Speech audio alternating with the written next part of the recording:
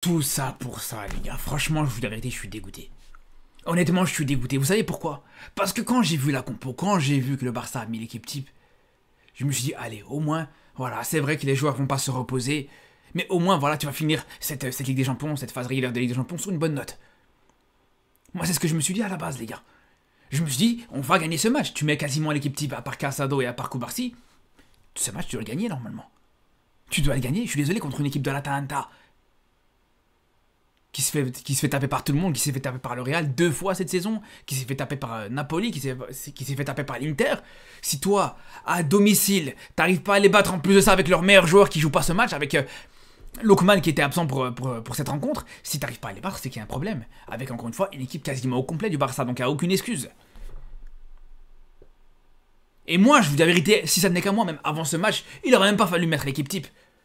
Avant ce match, je me suis dit, allez, voilà, autant faire tourner pour avoir une équipe ce week-end qui sera totalement dans un état de fraîcheur à 100%. Parce qu'on sait que là, maintenant, la priorité, c'est la Liga. Parce que franchement, sur ce match-là, les frères, je sais même pas pourquoi Hansi Flick a mis cette équipe quasiment au complet. Quand on sait que voilà, comme Liverpool, tu sais que t'es déjà qualifié, t'es déjà dans le top 8, ça va pas changer grand-chose au niveau des adversaires, etc. Donc je me suis dit clairement, autant faire tourner sur ce match pour être à 100% physiquement ce week-end en Liga où là t'as vraiment du retard et t'as des matchs à rattraper, des points à rattraper surtout. Mais bon, au final tu vois que l'équipe elle est au complet, tu dis bon, au moins on va avoir un bon match, au moins on va voir peut-être une victoire du Barça. Mais non, même ça. Même ça t'as pas été capable de le faire, t'as pas été capable de gagner contre l'Atalanta encore une fois sans Lookman à domicile. Je suis désolé les gars, c'est pas normal. C'est pas normal, on peut me dire ce qu'on veut. Et ce qui est le plus grave les gars, c'est qu'on a beau dire que t'avais quasiment l'équipe type qui était présente aujourd'hui, mais sur quasiment tous les joueurs, tous les joueurs sur le terrain, les seuls que tu peux retirer, c'est Rafinha et Yamal. Mais à part ça, c'est poubelle. Poubelle. Tous les autres étaient mauvais aujourd'hui. Faut le dire. Alors, certains pires que d'autres. Et il y en a, c'est plus dans la poubelle qu'il faut mettre, mais c'est carrément dans la benne à ordures, à commencer par Araujo. Et je vous l'ai dit hier, les gars, je vous ai dit quoi hier, dans la vidéo hier, je vous avais dit clairement, on va regretter d'avoir prolongé Araujo. On va regretter. Et ça commence déjà. Ça commence déjà maintenant. Si vous pouvez dire, ça commençait déjà au match contre Benfica. Alors vous pouvez me dire il a marqué, mais j'en ai rien à foutre qu'il a marqué les frères. J'en ai absolument rien à foutre qu'il ait marqué. Il aurait même mis un doublé, que ça changeait absolument rien à son match catastrophique défensivement les frères. Et on va voir ça ensemble. Parce que déjà ouais, qu'il ait marqué un but où il est absolument tout seul au deuxième poteau, les gars j'en ai absolument rien à foutre, encore une fois. C'est pas un critère sur lequel je vais juger un défenseur central. Mais bon, si c'est pour marquer, et juste derrière te prendre un but où Araujo est quasiment entièrement responsable, à quoi ça sert les gars, j'ai envie de vous dire.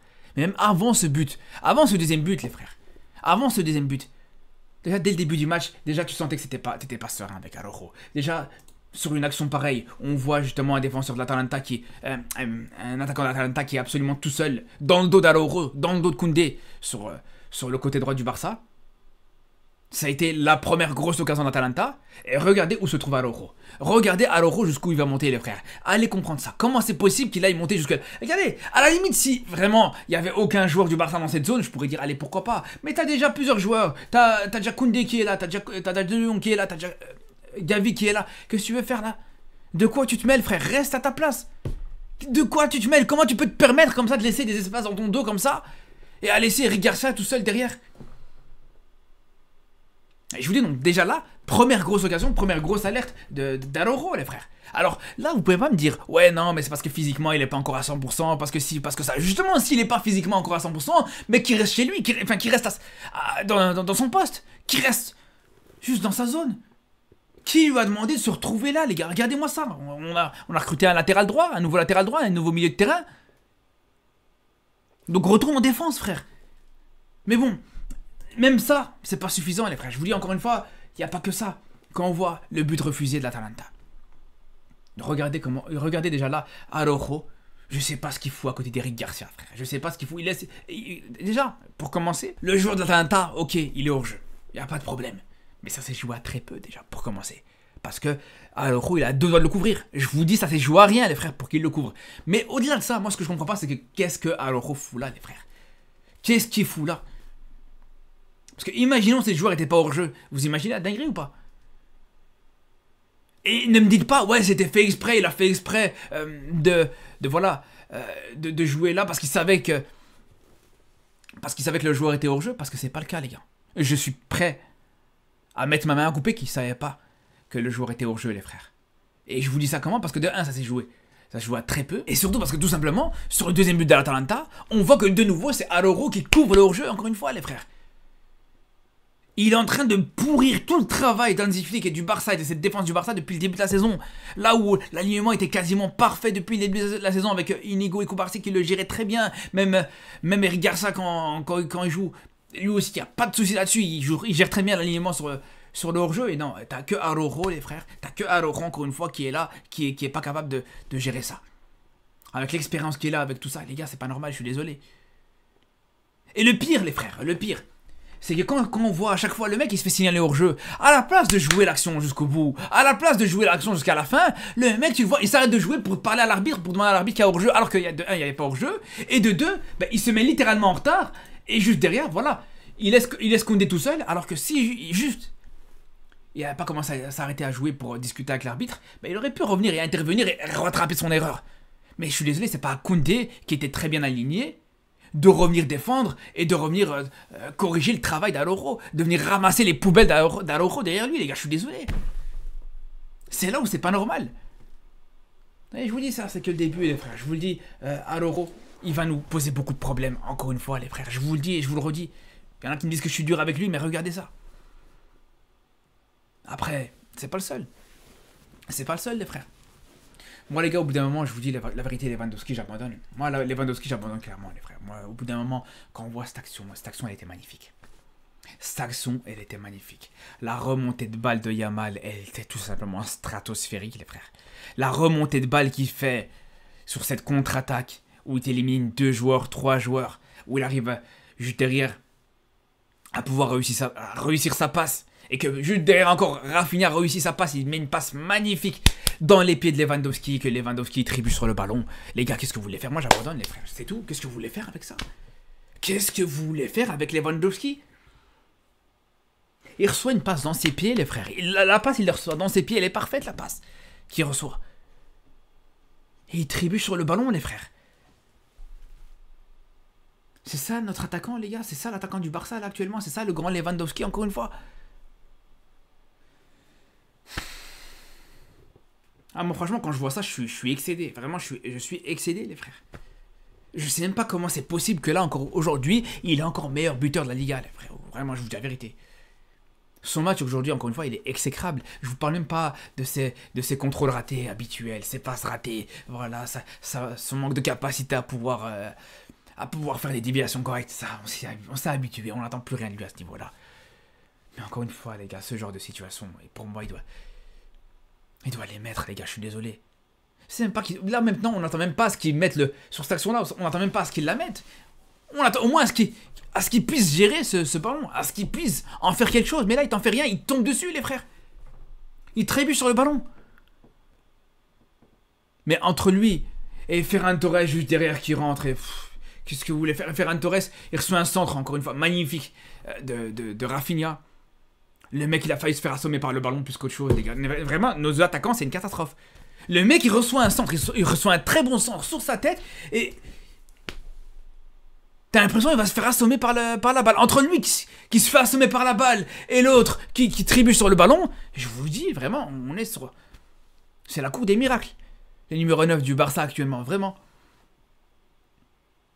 Ah, c'est compliqué, vraiment, les gars, c'est compliqué. Moi, comment vous voulez qu'on soit optimiste pour le reste de la saison en Liga, etc. C'est vraiment très compliqué, les frères. Après, je vous parle, voilà, je vous ai parlé d'Araujo, je vous ai parlé de Lewandowski, mais je pense que ce qui a beaucoup posé problème dans ce match-là, avant tout, surtout le milieu de terrain, les frères. Vraiment, le milieu de terrain aujourd'hui, c'était compliqué.